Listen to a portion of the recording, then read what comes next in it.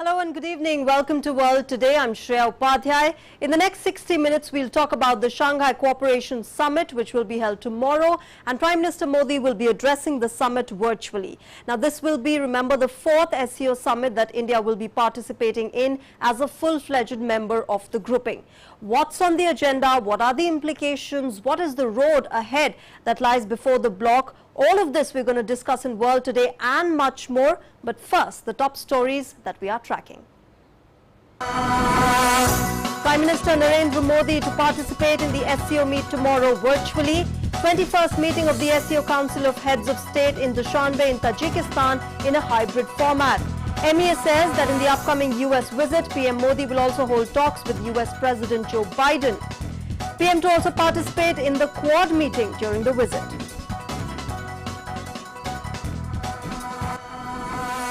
Australia, Britain and USA announce a historic security pact in the Asia-Pacific. Australia to get US nuclear submarine technology as China threat looms large. Japan says enhancement of security and defense cooperation crucial for the peace and security of the region.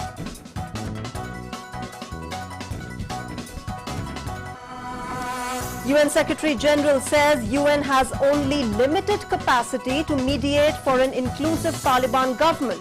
Says there is an unfounded expectation on the influence of the organization on ground in Afghanistan.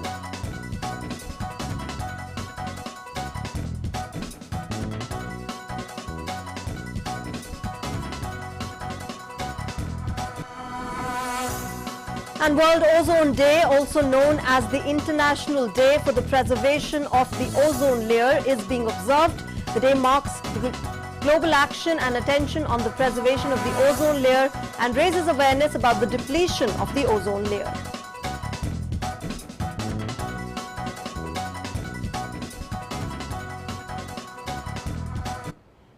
All right, let's begin with the big news that we are tracking at this hour.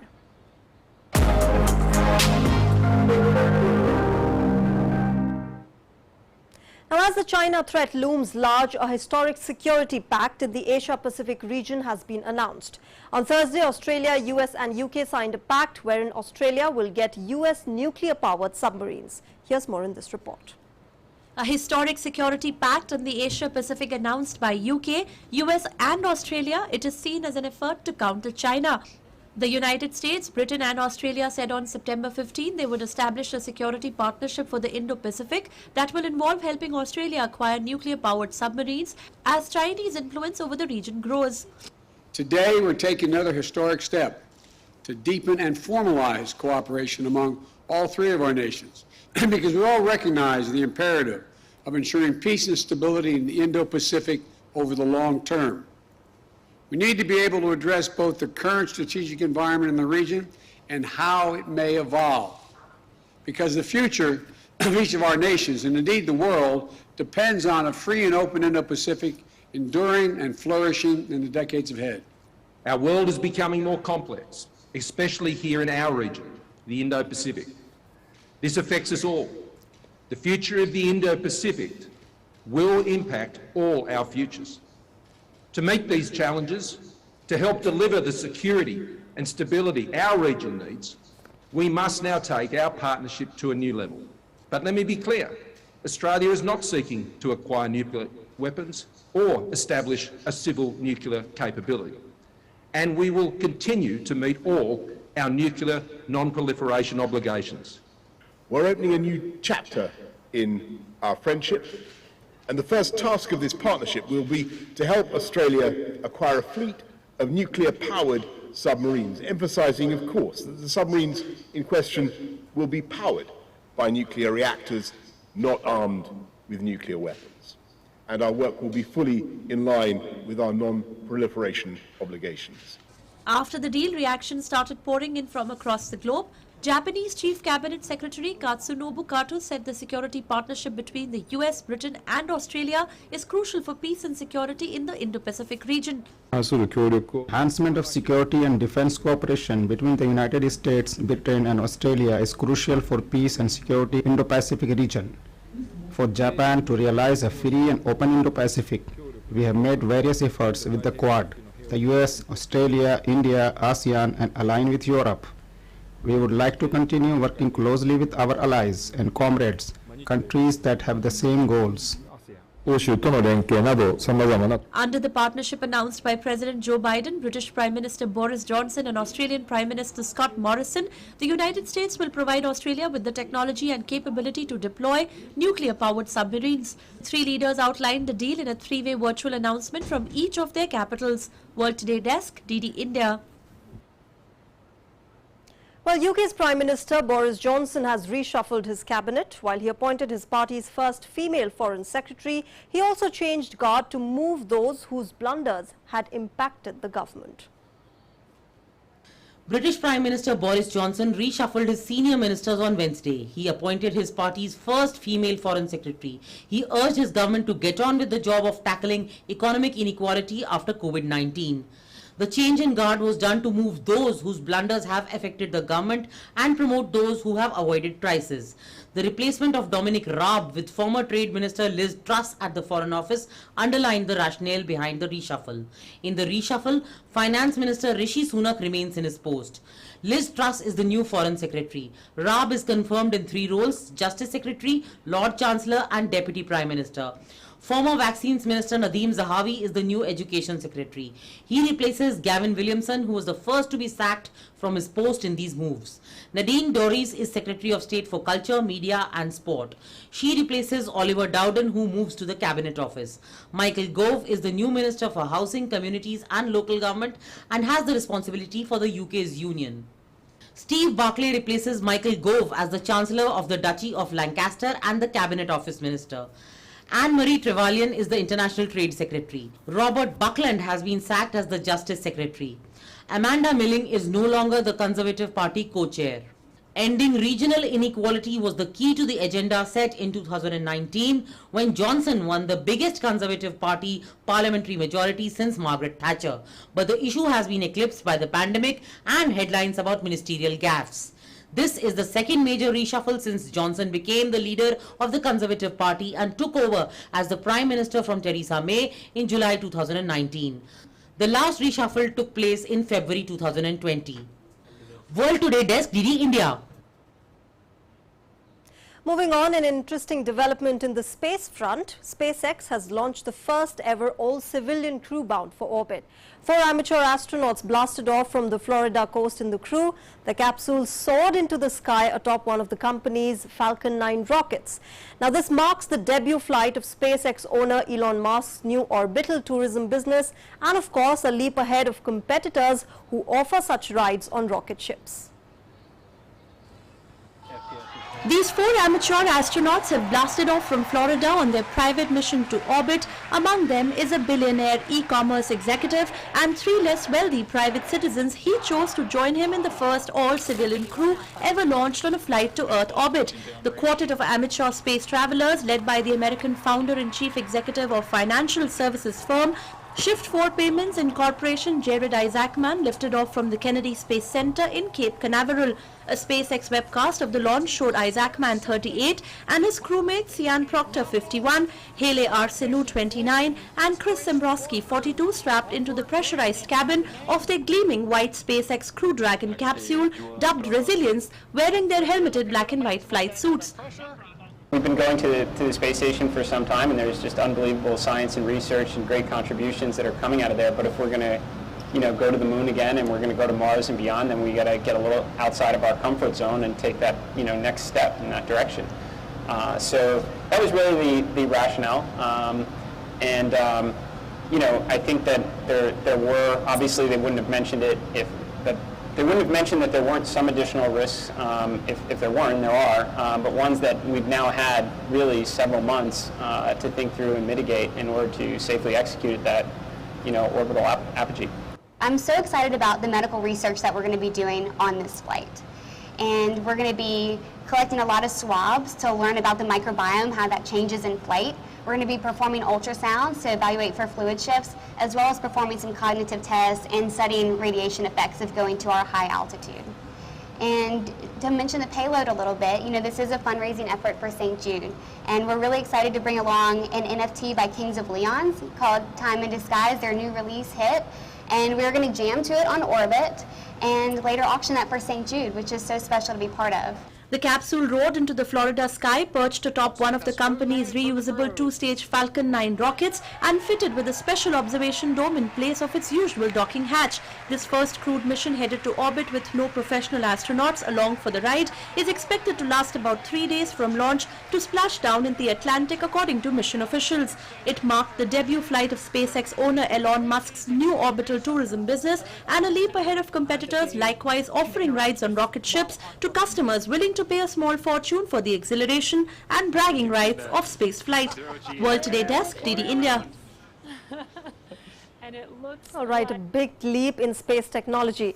Now on to the big news that we are tracking on World Today. The 21st meeting of the SCO Council of Heads of State will be held tomorrow in Dushanbe in Tajikistan in a hybrid format. Prime Minister Narendra Modi will lead the Indian delegation and address the plenary session of the summit through video link. At Dushanbe, India will be represented by External Affairs Minister Dr. S. Jaishankar. In a statement, the External Affairs Ministry said that this is the first SCO summit which is being held in a hybrid format and the fourth summit that India will participate in as a full-fledged member of the SCO. Now, the summit assumes significance as the organization is celebrating its 20th anniversary this year. At the summit, the leaders are expected to review the organization's activities over the past 2 decades and discuss the state and prospects of future cooperation. Now, topical issues of regional and international importance are also expected to be discussed.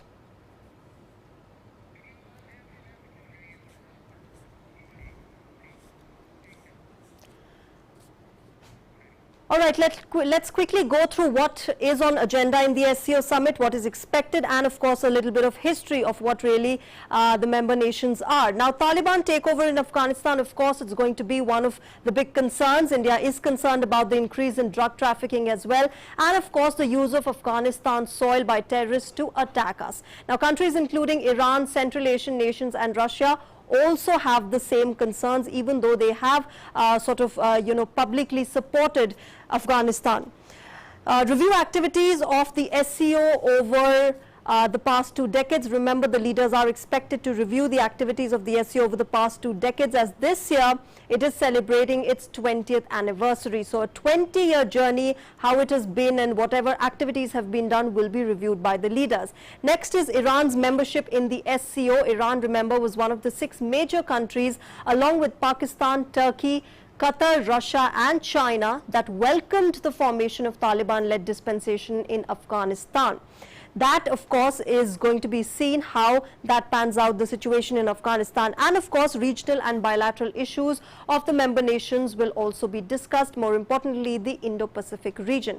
Now, what are the member states of the Shanghai Cooperation Organizations? There are currently 8 member states. These are India, China, Kazakhstan, Kyrgyzstan, Russia, Tajikistan, Uzbekistan and Pakistan. So really dominantly Central Asian nation grouping.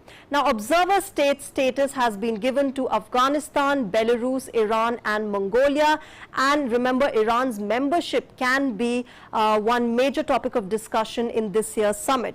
Now, dialogue partner status has been given to Armenia, Azerbaijan, Cambodia, Nepal, Sri Lanka and Turkey. So these are basically the member nations of the Shanghai Cooperation Organization, and they will be there as whether they are observer status or dialogue partner status. They will be there in discussions which will be held. All right, now to discuss more on this and help us understand the significance of the Shanghai Cooperation Summit that will be held tomorrow, I am joined by 2 guests. Mr. Ashok Sajanhar, who is a former senior diplomat, and Dr. Rajan Kumar, who is an associate professor at the School of International Studies in JNU.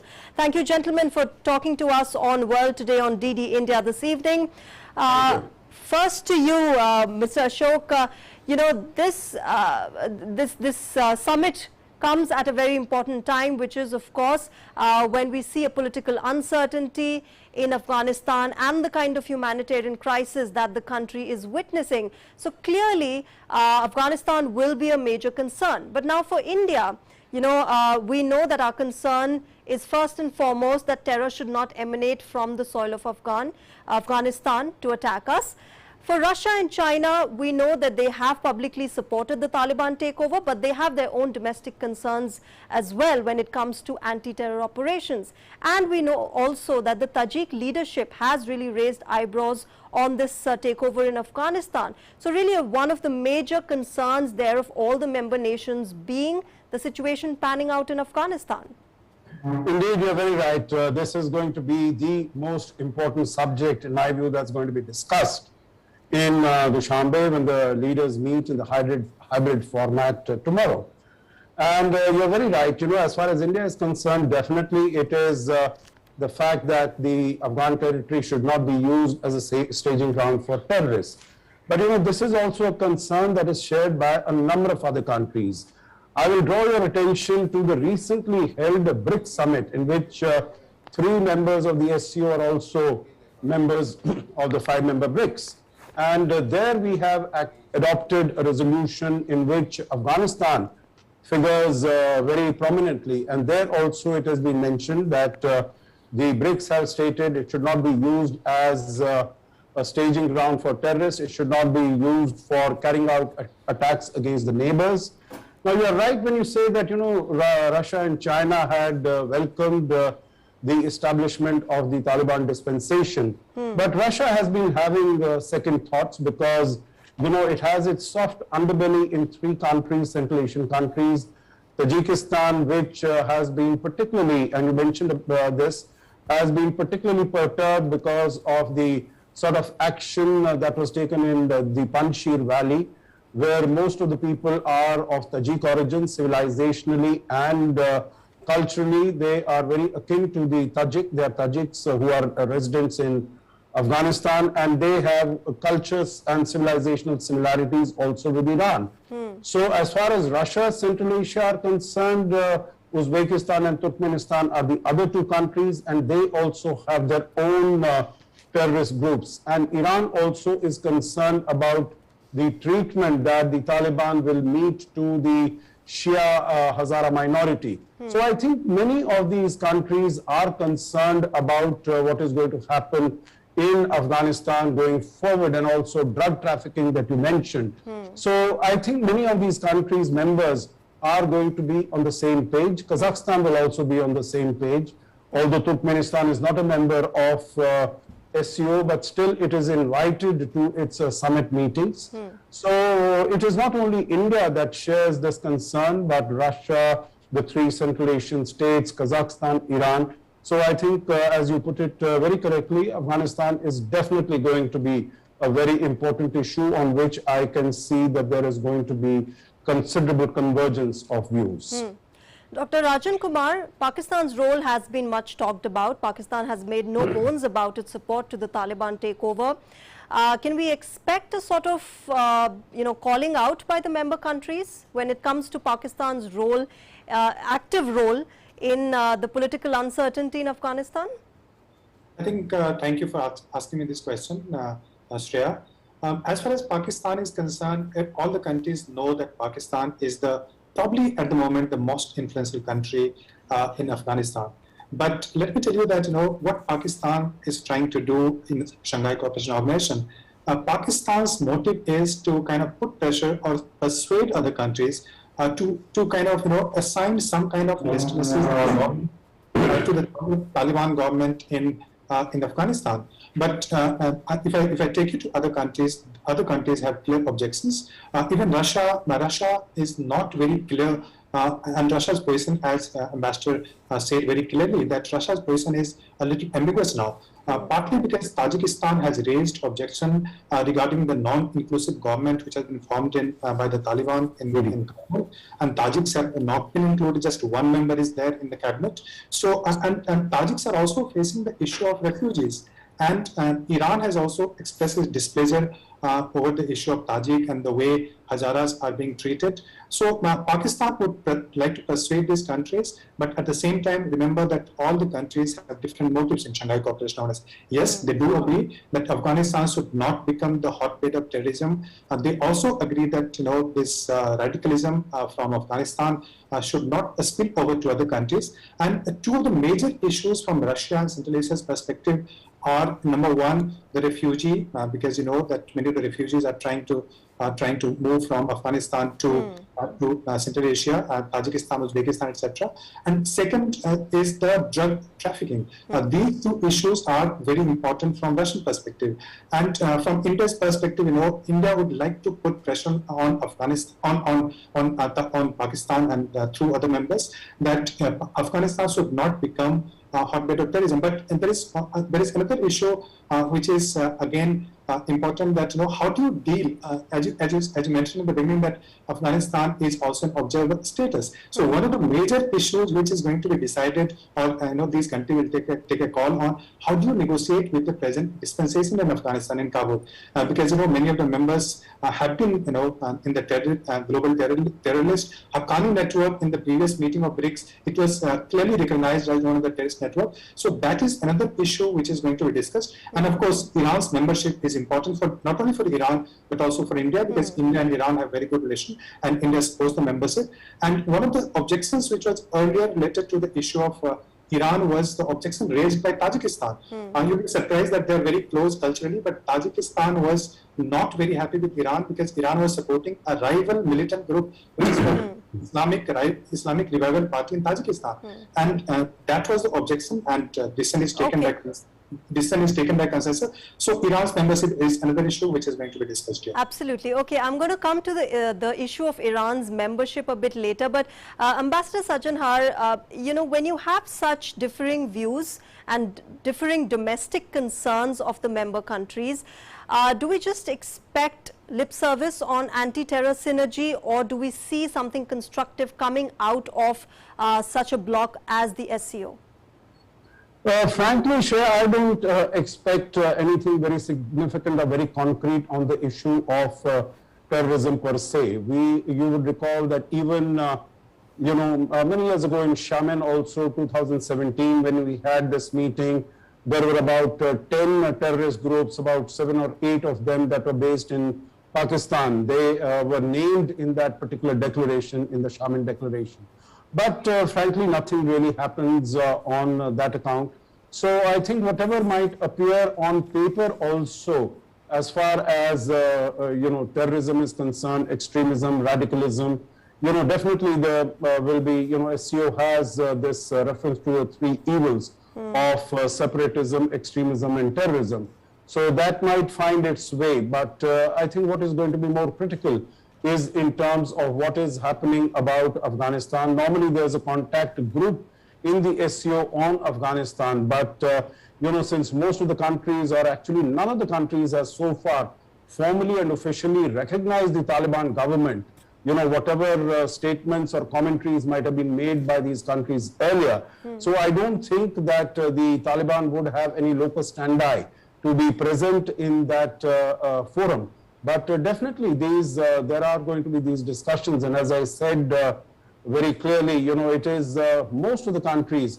China seems to be pushing ahead because it's firing while keeping its gun on the shoulders of Pakistan, thinking that the security will be provided by Pakistan. But China is also concerned because if not the Taliban, you see there is also the East Turkestan Islamic movement, which has the potential of creating problems as far as Xinjiang is concerned, as far as the Uyghur Muslims are concerned.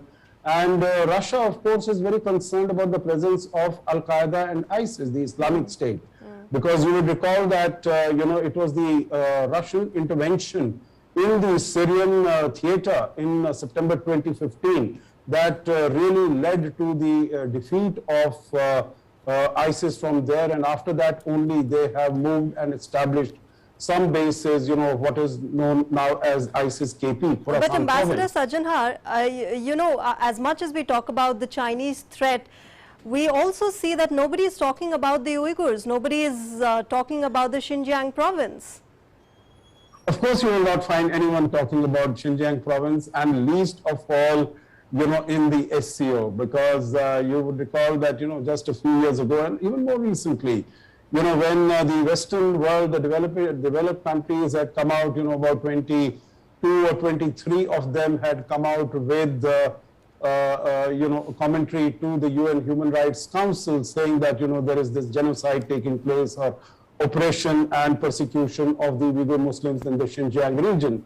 You know, just within a few days, China was able to provide a list of more than 40 countries which said that, you know, China is trying to fight terrorism and these are the education centers and these are not concentration camps where China has put them. And after 2017, when these education centers were started, then after that no terrorist attacks have taken place.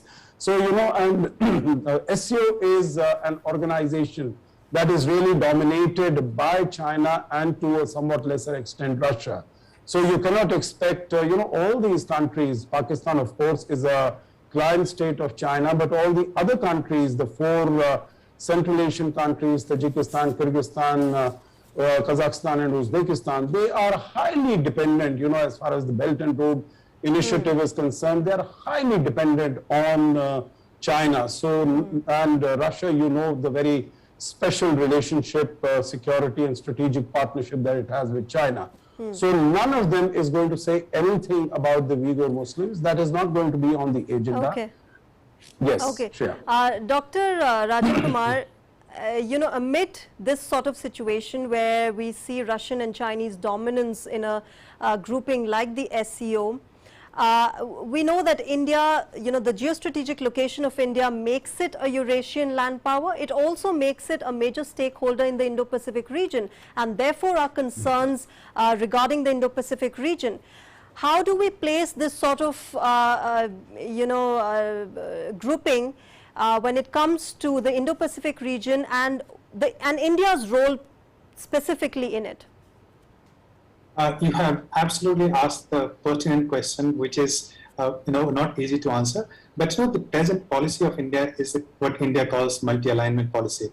So, you are right that India is member of Shanghai Cooperation Organization, which is called sometimes as the NATO of the East. Although in my view, it's not NATO of the East at all.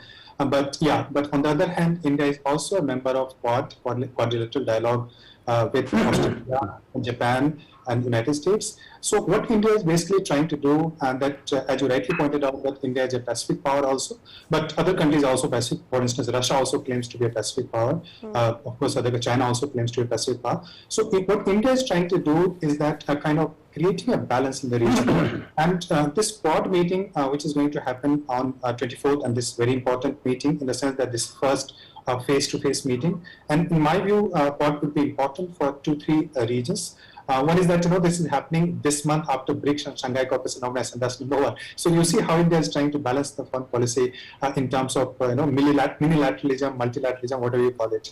The second is that, you know, in the Quad meeting, you know, we are moving gradually towards some kind of institutionalization, where, you know, earlier it was more like a forum where dialogues were ad hoc, but now we are moving towards in that direction. The second important point is that Quad countries are also talking of Quad Plus, which means, you know, in future some of the European countries or South Korea or Vietnam or some other countries might be included from the Pacific.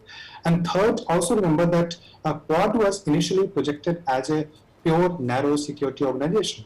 But if you see the declaration of March this year, March when the virtual meeting took place, so it was clearly a security plus kind of organization, where the climate issue was discussed, where, you know, the vaccine issue was discussed, sharing of the vaccine was discussed. So, you know, Quad is emerging as a very different kind of forum. It's no longer a security organization, and what it basically reflects is the shift of balance of power in the region. You know, the emergence of China, there is a gradual shift. We have traditionally shied away from participating in a power balancing alliance kind of politics, but gradually now, as you can see, India has signed a number of deals, military and other deals with the United States, and also is willing to participate in Quad kind of forum. So yeah, there's a clear shift in India's policy and is joining balance of power kind of politics. All right, I'm very short on time, but one last question to both of you, you know, whether it's Afghanistan or COVID-19 pandemic or the vaccine diplomacy, as you mentioned, Dr. Kumar, or even, you know, the initiatives which have been started by India, that is International Solar Alliance or the Coalition for Disaster Resilient Infrastructure, you know, all of these have been concerns of India. For you, tomorrow, what are the top 3 things that you would want the member countries to discuss that should be on the table on the agenda? Ambassador Ashok, with you first. Okay, first I think definitely as far as Afghanistan is concerned, and you know, our own anxieties and interests there, that no terrorism should emanate from there in terms of drug trafficking, in terms of ensuring rights of women, human rights, in terms of minorities, girls, etc. Okay. So that is first. Second is in terms of a strong statement on terrorism, we've discussed that earlier, for whatever it is worth. I think that should definitely be, something that we should be talking about. And the third is in terms of economic cooperation and, working together so that in the post-COVID phase, all the countries can work together. And on the bilateral, of course, as far as Chabahar port is concerned, with Iran, INSTC, the International North-South Transport Corridor is concerned. So I think these would be my three top areas of interest. Okay. Dr. Rajan Kumar, for you, what should be on the table tomorrow? Very quickly, terrorism, as you know, this is the most important issue for India, so Afghanistan automatically becomes very important. The second would be the membership of Iran, and third would be some kind of humanitarian support to Afghanistan, including the crisis of refugee and other issues which are coming up. So these are the major three issues which are important from my perspective. All right, Dr. Rajan Kumar and Ambassador Ashok Sajjanha, thanks very much, gentlemen, for joining us on World Today this evening and sharing your perspective and having that enriching discussion with us on the SCO summit that will be held tomorrow, and Prime Minister Narendra Modi will be addressing it virtually. All right, the Ministry of External Affairs today said that Prime Minister Narendra Modi will participate in the first in-person Quad Leaders Summit in Washington on 24th of September, adding that Prime Minister Modi will also have a bilateral meeting with US President Joe Biden. So you would have seen our press release earlier this week about the Prime Minister's visit to the US. As mentioned therein, he will participate in the first in-person Quad Leaders Summit in Washington on September 24th. On September 25th, he will address the UN General Debate of the UN General Assembly at its 76th session. While Prime Minister is in Washington, he will also have a bilateral meeting with President Biden. We also look forward to bilateral meetings with other Quad leaders, time permitting, as well as bilateral meeting with some other leaders while he's in New York on September 25th. Well, in other news, UN Chief Antonio Guterres stressed that he cannot ask world leaders to show that they have been vaccinated against COVID-19. The statement came after New York City officials said that proof should be required for anyone entering the UN General Assembly Hall. While dozens of heads of state, ministers and diplomats will be in New York City next week for the annual high-level gathering at the United Nations, some leaders are staying away and sending virtual statements as the global pandemic still rages. And players from Afghanistan's female youth soccer teams have arrived in Pakistan and will seek political asylum in the third countries amid concern over the status of women athletes under the new Taliban government in Kabul.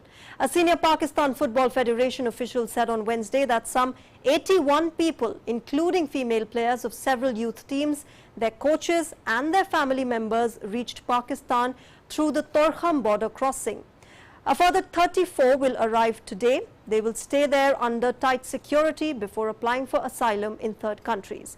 They will go to some other country after 30 days, as several international organizations are working towards settling them in any other country, including UK, US and Australia. Now, the Football for Peace International organization helped to arrange their departure from Afghanistan and arrival in Pakistan. And staying with news from Afghanistan, once Kabul's main prison, Pul-e-Charkh, was crowded with thousands of prisoners, including members of the Taliban and Islamic State. Now, 1 month after the Taliban swept to power in Afghanistan, it stands empty. Once imprisoned in Afghanistan's largest prison, members of the Taliban have now taken control of it. Walking through the corridors, Taliban member Muhammad Salim recounted his time that was spent in the prison. Since Taliban swept into power last month, many prisoners were released from prisons across the country as the United States withdrew its troops. Moving on, Bangladesh Prime Minister Sheikh Hasina has said that the government is taking steps to vaccinate students of age 12 and above with the COVID-19 vaccine. Prime Minister Hasina said that the government has taken steps to vaccinate 50% of the people by December this year. She informed that till September 12th, Bangladesh had 9.65 million doses of vaccine in its stock. At another event in Dhaka on Wednesday, Foreign Minister Dr. A.K. Abdul Momen told the media that Bangladesh is expected to receive 240 million doses of the COVID-19 vaccine from multiple sources by March-April next year. He also added that vaccines are coming through the COVAX facility of the WHO as well as from other sources. Meanwhile, Bangladesh reported 51 deaths and 1,901 new cases of corona infection in the country in the past 24 hours. Now, till Tuesday, Bangladesh had provided the first dose of COVID-19 vaccine to 21.32 million people. Over 14.13 million people have received both the doses of the vaccine. Well, Cuba said it will seek World Health Organization's approval for 3 homegrown COVID-19 vaccines to commercialize widely. The Director of State Pharma Group, Rolando Perez, said that a vetting process will start today with WHO experts examining the nation's 3 vaccines, Abdala, Soberana 2 and Soberana Plus. He said the experts would examine the vaccine's safety, immunity response and efficacy. While all 3 vaccines are based on coronavirus protein subunits, Soberana 2 is a conjugate vaccine with tetanus toxoid. Remember, Cuba is vaccinating its population at one of the fastest rates in the world, and it is the only country in the Caribbean island to have developed its own vaccine. It has been using vaccines for inoculation campaign, including for children, and claims efficacy above 90%. Now, Cuba says it has the capacity to produce 100 million vaccines annually, of which at least 30 million would be needed at home. However, over the past week, Cuba has averaged around 7,500 cases per day and nearly 80 deaths, down significantly from a month ago, of which 20% of the cases were recorded in people under 20 years of age.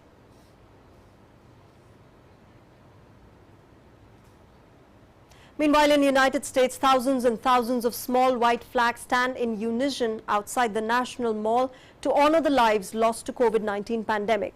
Reprising her work with some 650,000 flags, 61-year-old artist Suzanne Brennan Furstenberg paid tribute to every American with each flag who fell victim to the pandemic. Last year, she had created an outdoor installation in Washington with over 2,67,000 white flags. The exhibition, entitled In America, Remember, will officially launch on Friday and will remain on display through the 3rd of October 2021. It will feature 43 sections of white flags and spanning 6 kilometers walking path, as well as white benches where visitors can stop to reflect. People can also dedicate an individual flag to a loved one who was lost to COVID-19, either in person or online.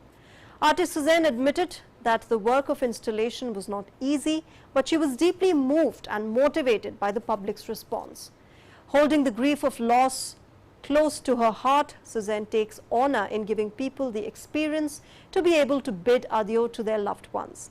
She says it is truly overwhelming when people take help of art to express their own grief and experiences.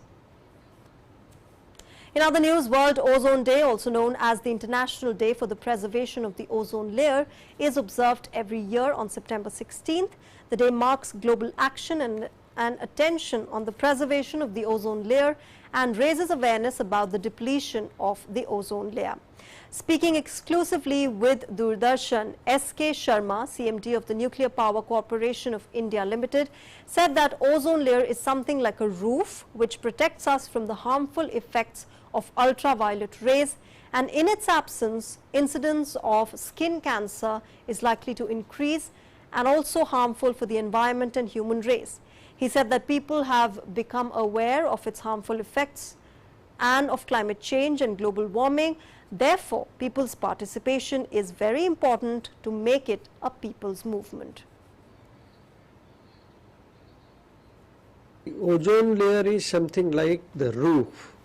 It protects us from the harmful effects of the ultraviolet rays coming from the sun. It is very important for our survival to maintain the integrity of this protective shield. जलवायु परिवर्तन, global warming और पर्यावरण नुकसान की जो दुष्परिणाम है वो वास्तविक है, वो हमारे सामने है। सरकारी प्रयत्न ही पर्याप्त नहीं होंगे, इसमें जन भागीदारी की भी आवश्यकता होगी और इसे हमें एक जन आंदोलन का रूप देना होगा, तभी हम इस लड़ाई को समय रहते जीत पाएंगे। Well, he also said that one of the reasons for global warming is increase in emission of greenhouse gases, so it's most important to reduce the proportion of these gases and reduce it to zero. Global warming की समस्या से निपटना एक फौरी जरूरत बनता जा रहा है, तात्कालिक आवश्यकता बन गया है। तो इसका मुख्य कारण है वातावरण में बढ़ती हुई ग्रीन हाउस गैसेस की मात्रा। तो हमें अगर ग्लोबल वार्मिंग की समस्या से निपटना है और इसके दुष्परिणामों को सीमित करना है, तो हमें सबसे पहले और जल्दी से जल्दी ग्रीन हाउस गैसेस के उत्सर्जन में कमी लानी होगी, क्रमशः उसे शून्य तक पहुंचाना होगा।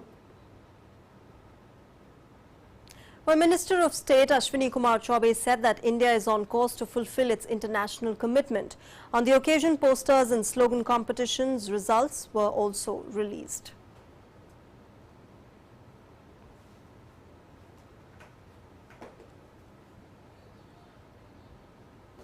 भारत को वर्ष 2047 तक अपने HFC उपयोग को 80% तक कम करना है, जबकि संयुक्त राज्य अमेरिका को वर्ष 2034 तक इस लक्ष्य को प्राप्त करना है। ऊर्जा दक्षता को बढ़ाना और 20 वर्ष की जो समयावधि के साथ बेहतर प्रौद्योगिकी विकल्प है उसको उपलब्ध कराना हमारा मूल उद्देश्य है।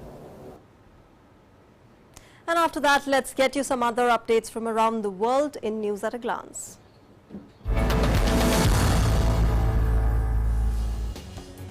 French President Emmanuel Macron said on Wednesday that French military forces had killed Islamic militant Adnan Abu Walid al-Sahrawi, the leader of Islamic State in the Greater Sahara. Macron said in a tweet, without disclosing the location of the operation, "It's another major success in our fight against terrorist groups in the Sahel." According to Macron office, Sahrawi was the historic leader of Islamic State in the Sahel region of West Africa, and his group targeted US soldiers in a deadly attack in 2017. In August 2020, Sahrawi personally ordered the killing of 6 French charity workers and their Nigerian driver. Nearly 22 foreigners who were abducted by gunmen at a hotel in Mexico have been rescued by authorities, while most of the rescued foreigners were Haitians and Cubans. The victims included children and a pregnant woman found in a remote area by the road. The gunmen also kidnapped 16 Mexicans, while the foreigners were to be transferred to the city of San Luis Potosi to be fed and to get medical help. Unfortunately, the migrants who enter Mexico hoping to cross into the US are likely to face considerable danger from rape and murder to conscription by drug cartels. Mexican Independence Day is celebrated on September 16th by Mexicans and people of Mexican ancestry around the world. Mexican President Andrés Manuel López Obrador performed his independence cry from the balcony of the presidential palace in the center of Mexico City on Wednesday. An earthquake of magnitude 6.0 struck Sichuan province in China on Thursday morning, according to the state broadcaster CCTV. According to the China Earthquake Network Center, the epicenter was 29.2 degrees north latitude and 105.35 degrees east longitude. The quake struck at a depth of 10 kilometers and took place at 4:33 a.m. on Thursday. World Today Desk, DD India.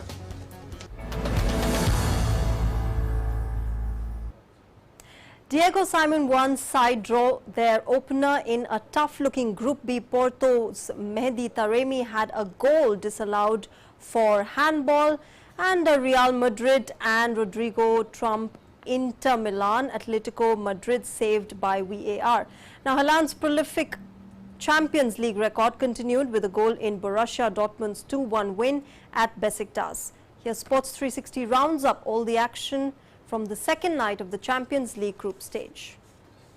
The Champions League is back, and on a dramatic night across Europe, the competition delivered a reminder of why it can produce memorable must-watch football. While Tuesday's action failed to get pulses significantly racing, Wednesday produced 28 goals as well as major stories and subplots. Liverpool 3, AC Milan 2. Liverpool and AC Milan don't seem able to do normal games of football when they meet. Liverpool battled back to beat AC Milan 3-2 in a thrilling Group B match at Anfield. The English club took 1-0 lead in the 9th minute after Milan's Mikael Tomari hit the ball into his own goal post. However, in the last minutes of the first half, AC Milan scored 2 goals to take 2-1 lead in the match. Rebic scored in the 42nd minute and Diaz scored in the 44th minute to give the team the lead. Liverpool appeared more aggressive in the second half. Mohamed Salah scored the equalizer in the 48th minute. In the 69th minute, Henderson scored to give Liverpool a 3-2 win. Man City 6, RB Leipzig 3. Another English club and the last time runner-up, Man City have also started off with a bang in Champions League. Man City managed to beat German club RB Leipzig 6-3. Nathan Ake scored the first goal for Man City in the 16th minute. Leipzig's Nordin Mukele scored an own goal as Man City took a 2-0 lead in the 28th minute. After this, Mahrez, Grealish, Cancelo and Gabriel scored for City. On the other hand, Christopher Nkunku scored a hat-trick for the German club. Real Madrid 1, Inter Milan 0. Real Madrid substitute Rodrigo struck an 89th minute winner to snatch a 1-0 Champions League group stage victory and punish a wistful Inter Milan. The Brazilian met a pass from Eduardo Camavinga and volleyed in with seconds remaining of normal time. It was a painful conclusion to a game that Italian side had dominated for large stretches at the San Siro. Thiago Courtois was in fine form to save a header from Lautaro Martinez and 2 efforts from Edin Dzeko. Atletico Madrid 0, Porto 0. Atletico Madrid could not manage more than a goalless draw against Porto in the Champions League. Griezmann, back with Madrid after 2 seasons with rival Barcelona, came off the bench in the second half but could not spark the host to victory. There was late drama with 10 minutes left when Porto striker Mehdi Taremi had the ball in the net, but after a VAR check, the referee adjudged the Iranian handed the ball over the line, leaving both sides deadlock on 1 point in Group B. PSG 1 and Club Brugge 1. Lionel Messi made his first Paris Saint-Germain start in a 1-1 draw at Club Brugge, the Champions League. League One team's potent attacking trio lacked inspiration. Andre Herrera swept home 15th minute opener from a cross by Kylian Mbappe. Former Man United midfielder, now PSG's top scorer this season with 4 goals. Handman Ken scored a deserved equalizer for the home side before the break. Sports Desk, DD India. And moving on to table tennis, Manika Batra has been left out of the India squad for the Asian Championships beginning 28 September in Doha after she did not attend the mandatory national camp in Sonipat. In the absence of the world number 56, 97th ranked Sutirtha Mukherjee will lead the women's team. The other members are Ahika Mukherjee and Archana Kamath. Veteran Sharath Kamal will spearhead the men's challenge in the company of G. Satyan, Harmeet Desai, Manav Thakkar and Sanil Shetty. China is not taking part in the event, which raises the medal hopes for the men's team event. Singles and doubles competitions will also be conducted. The Table Tennis Federation of India has made it clear that any player not attending the camp will not be considered for selection. The team was picked on Wednesday and was subsequently published on the TTFI website. The federation has made attendance in camps compulsory following the Tokyo Olympics. And moving on, let's take a look at the stories that are beyond the headlines.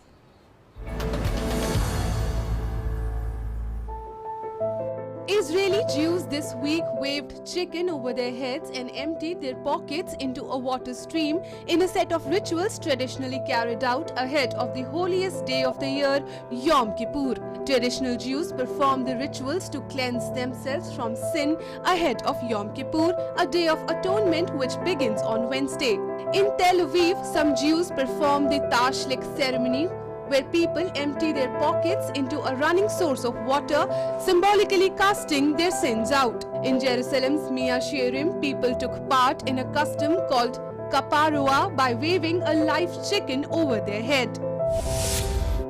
Latvian free runner Pavel Petkans turned a scaled-up pinball machine into his own personal playground in London. The impressive set, designed to look like a retro pinball machine, took 7 weeks to construct and measured 23 tons and 20 meters long. The set, which features global landmarks like the Eiffel Tower and the Statue of Liberty, was not for the faint-hearted as it was slanted at a 45-degree angle.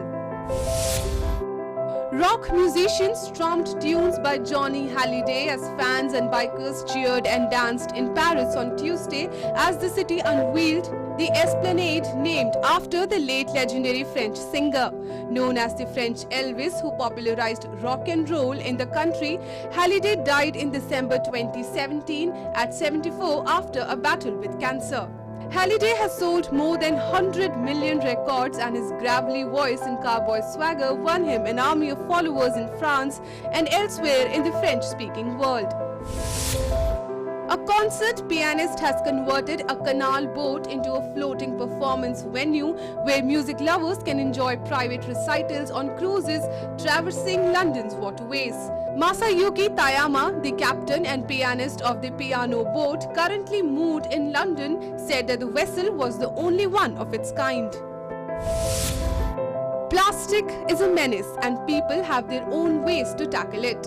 In Spain's island of Gran Canaria, a 28-year-old engineer, Humberto Les, painstakingly collects plastic waste from the shore at Playa Barranca Beach. The engineer then converts the plastic waste into furniture. Humberto decided to leave his job in Barcelona in the beginning of 2020 and return to Gran Canaria to develop a project to clean up the coastline. Humberto finds all kinds of plastic waste, from hard hats to bottle caps, in his collection expeditions and picks up an average of 5 kilograms at a time. He then sorts the plastic waste by color to create bright products ranging from modern space-age stools to rings used as clothes hanger. A marzipan maker is offering a sweet aftertaste for Germans sad to see German Chancellor Angela Merkel go. A traditional marzipan manufacturer in Odenwald, Thomas Zuber, is hoping to sweeten Merkel's departure, giving fans the chance to keep a Merkel on their mantelpiece or even to extend her reign by a couple of years. From Rocky boxing gloves to Rambo headbands, memorabilia from action movie star Sylvester Stallone's Hollywood career are going under the hammer in December's auction, seen raising around $1.5 million. Nearly 500 items from Stallone's personal archives are being sold, including costumes, props, scripts, notebooks and other memorabilia from the actor's biggest films, including the Rocky and Rambo franchises. World Today Desk, DD India.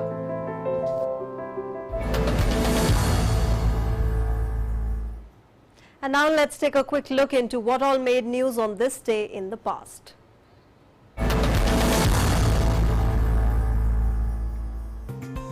On this day in 19... President Franklin Roosevelt signed the Selective Service Bill, making all American men between 21 and 35 liable to be called for military service. The last remnants of Japanese army in Hong Kong surrendered to the British on this day in 1945. On this day in 1977, operatic soprano Maria Callas died in Paris at the age of 53.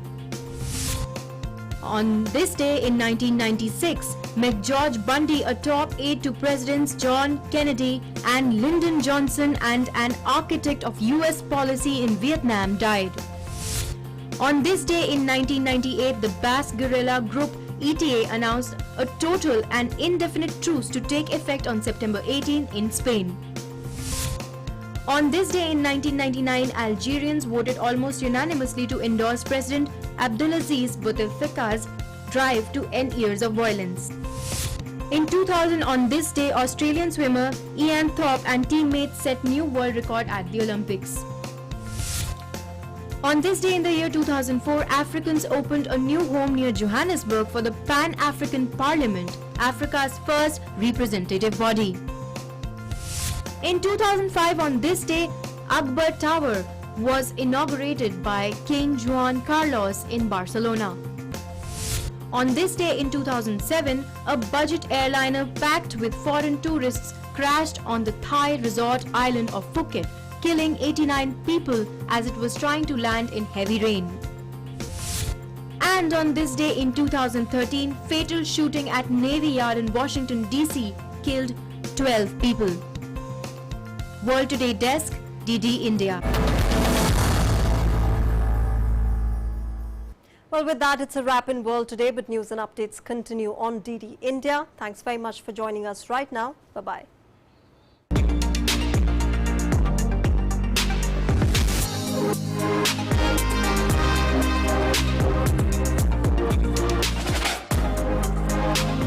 Thank you.